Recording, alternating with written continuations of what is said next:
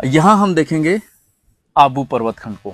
अपने आप में एक अलग पर्वत खंड, अरावली का हिस्सा है, लेकिन अलग से इसको पढ़ने की जरूरत भी है। देखते हैं आबू पर्वत खंड की क्या क्या विशेषताएं हैं। ये सिरोही में एक पठारी संरचना होती है। सिरोही में इसकी आकृति क्या है? लगभग 19 किलोमीटर लंबा और 8 किलोमीटर चौड़ा एक पर्वत खंड है। आग्नेय चट्टान से निर्मित है और ये एक विशाल बैथोलिथ ज्वालामुखी क्रिया से निर्मित एक स्थलाकृति है, जिसको बैथोलिथ की संज्ञा दी जाती है। बैथोलिथ और एक इंसेलबर्ग जो मरुस्थली इलाकों में बनता है। ये मरुस्थल में नहीं बना है, लेकिन इसकी संरचना इंसेलबर्ग जैसी है, एक शिवलिंग जैसी आकृति जो मरुस्थल में अपर्दन क्रिया के कारण, हवा द्वारा किए गए अपर्दन के कारण बनती है। इसके लिए लेकिन आपको ध्यान रखना है सबसे ज्यादा बैथोलिथ। ये वास्तव में बैथोलिथ है, ग्रेनाइट से बना हुआ। विस्तार की हम लोग बात कर चुके हैं। औसत ऊंचाई कितनी है? 1200 मीटर। 1200 मीटर।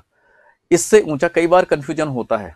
हमने पहले भी एक बार बात की थी कि आबू पर्वत खंड में आबू पर्वत और भोराट के पठार में ज्यादा ऊंचा कौन सा है। तो ध्यान रखेंगे, भोराट का पठार ज्यादा ऊंचा है, वो 1225 मीटर ऊंचा है, और आबू पर्वत की ऊंचाई, औसत ऊंचाई सिर्फ 1200 मीटर होती है। इसी की एक और खास बात, उड़िया पठार, राजस्थान का सबसे ऊंचा पठार, ऊंचाई कितनी? 1360 मीटर, जिसके ऊपर फिर गुरु शिखर होता है। और एक शब्द और, पारिभाषिक शब्द, जहां से प्रश्न कई बार पूछा जाता है, ये भाकर क्या होता है?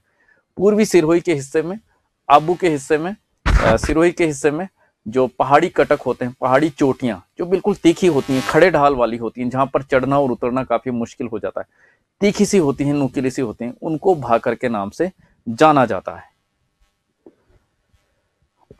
ये देखिए, सबसे ऊंची पर्वत चोटी कौन सी है? आपने रटा हुआ है, इसको गुरु शिखर कहा जाता है। गुरु शिखर को गुरु माथा भी हम लोग कह सकते हैं।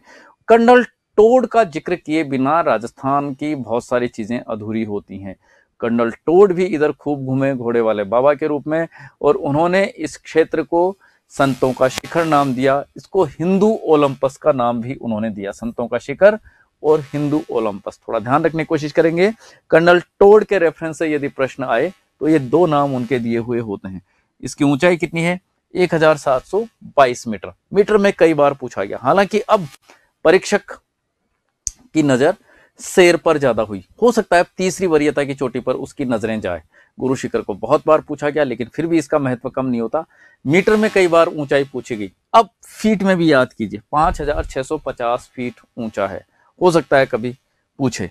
और ये फैक्ट तो आपने कई बार याद कर रखा है कि हिमालय और नीलगिरी के बीच में राजस्थान की सबसे ऊंची पर्वत चोटी, भारत की सबसे ऊंची पर्वत चोटी।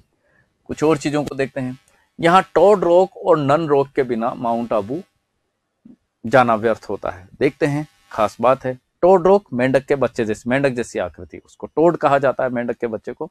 और नन का मतलब सेवा में आतुर कोई नन हो, महिला संत हो, जैसे मदर टेरेसा। तो इस तरह से लगता है एक विनम्र महिला संत की छवि लिए हुए आपकी सेवा में बिल्कुल तत्पर है। इसलिए ये अपर्दित चट्टाने हैं, इसको नन रॉक नाम दिया गया और इसको टॉड रॉक नाम दिया गया।